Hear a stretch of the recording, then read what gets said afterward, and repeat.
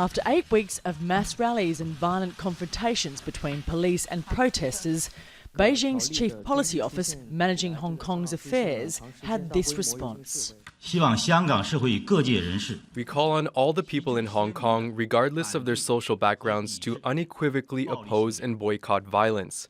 The recent developments, especially the acts of violence by a small number of radical elements, have seriously undermined the broad interests of Hong Kong for prosperity and stability. This is the first time China's State Council has responded to the demonstrations, prompted originally by a proposed new extradition law. The office backs Hong Kong's government and wants protests to stop and those behind the violence to be punished. They pose a serious challenge to the rule of law and public order in Hong Kong and to life and property of Hong Kong residents. They've also crossed the red line of the principle of one country, two systems, and by no means should be tolerated.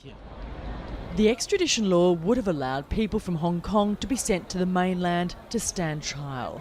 That bill has been suspended.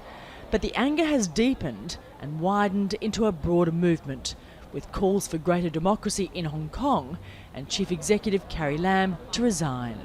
The State Council have the right to appoint and dismiss the Chief Executive, and the State Council had just refused to do so. That means that, of course, we are very disappointed, and also it means that the State Council refused to acknowledge what is happening in Hong Kong and what is the root cause of all the whole extradition bill campaign and what Hong Kong people need.